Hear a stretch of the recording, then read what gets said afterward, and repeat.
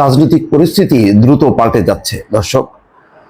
হঠাৎ করেই জামাতের আমির তার ভেরিফাইড ফেসবুকে একটি পোস্ট দিয়েছেন। সেখানে মূল কথা হচ্ছে আওয়ামী লীগের চ্যাপ্টার ক্লোজড, ওপেন করার কোনোই অবকাশ নেই। এই বক্তব্যটি তিনি এমন এক সময় বললেন যখন হাসনাত আব্দুল্লাহ একইভাবে ফেসবুক পেজে 11ই মার্চের একটি বৈঠকের কথা বলেছেন ক্যান্টনমেন্টে, যেখানে বলা হয়েছে যে আওয়ামী লীগকে পুনর্বাসিত করা হচ্ছে, পুনর্গঠিত করা হচ্ছে এবং এটা মেনে নিতে এবং আসন সমঝোতার বিনিময়ে যাতে তারা এই প্রস্তাবটি মেনে নেয়, কেননা পশ্চিমা দেশ অংশগ্রহণমূলক নির্বাচন চায়।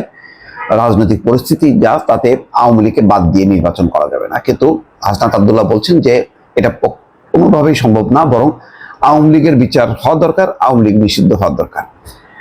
এরকম একটা পোস্ট যখন হাসনাত আব্দুল্লাহ দিচ্ছেন, ঠিক তার পরপরই জামাতের আমির একইভাবে আওয়ামী লীগের উদ্দেশ্যে একটা পোস্ট দিয়েছেন। অর্থাৎ আওয়ামী লীগের যে ভবিষ্যতে বাংলাদেশে রাজনীতি করা বা নির্বাচন, এই নিয়ে যখন আলোচনা হচ্ছে এবং ডক্টর মোহাম্মদ ইউনূস বলেছেন যে আওয়ামী লীগকে নিষিদ্ধ করার কোনো পরিকল্পনা নেই, তখন জামাতের আমির বলছেন যে আওয়ামী লীগের চ্যাপ্টার ক্লোজড, ওপেন করার কোনোই অবকাশ নেই। অন্তত এই ইস্যুতে, আওয়ামী লীগ ইস্যুতে দেখা যাচ্ছে যে হাসনাত আব্দুল্লাহ, অর্থাৎ হাসনাত আব্দুল্লাহর দল নাগরিক পার্টি এবং জামাত একই অবস্থানে আছে।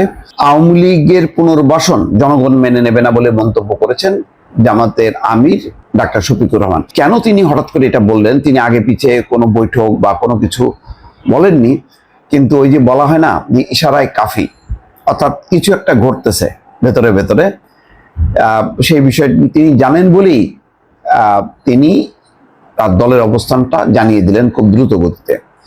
শুক্রবার নিজের ভেরিফাইড ফেসবুক আইডিতে দেওয়া বার্তায় তিনি কথা বলেন।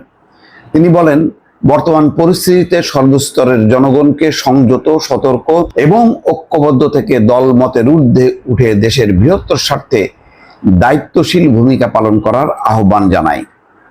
জামাতের আমির বলছেন, আল্লাহ তাআলার একান্ত মেহেরবানিতে আমরা পবিত্র রামাদানুল করিম অতিক্রম করছি। বাংলাদেশ ইতিহাসের একটি গুরুত্বপূর্ণ বাঁক অতিক্রম করছে। দীর্ঘ ফ্যাসিবাদী শাসনের পর 36 জুলাই আমরা একটি নতুন বাংলাদেশ মহান আল্লাহ রাব্বুল আলামিনের একান্ত মেহেরবানিতে উপহার হিসেবে পেয়েছি। এজন্য মহান রবের দরবারে অসংখ্য অসংখ্য শুকরিয়া।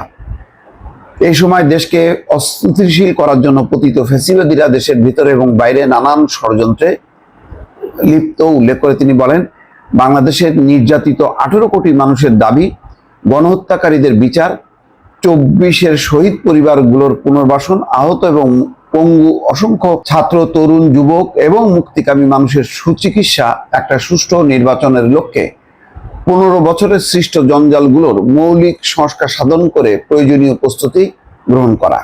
তিনি আরো বলেন, এ সময় জনগণ অগ্রাধিকার ভিত্তিতে গণহত্যার বিচারটাই দেখতে চায়, এর বাইরে অন্য কিছু ভাবার সুযোগ নেই। অর্থাৎ আকার ইঙ্গিতে কিন্তু বলে দিচ্ছে যে বিচার এবং আওয়ামী লীগ পুনর্বাসিত না হবার যেই বিষয়টি, তার সমর্থনেই তিনি খুব দৃঢ়তার সঙ্গে বলছেন যে আমরা সর্বস্তরের জনগণকে সংযুক্ত, সতর্ক এবং ঐক্যবদ্ধ থেকে দল মতের ঊর্ধ্বে উঠে দেশের স্বাধীনতা সার্বভৌমত্ব রক্ষায় দায়িত্বশীল ভূমিকা পালন করার আহ্বান জানায়। এই সময় তিনি এই পরিস্থিতি থেকে উত্তরণে আল্লাহর কাছে দোয়া এবং সাহায্য কামনা করেন। ডাক্তার শফিকুর রহমান বলেন, আওয়ামী লীগের চ্যাপ্টার 36 জুলাই ক্লোজড হয়ে গিয়েছে, নতুন করে ওপেন করার কোনো অবকাশ নেই।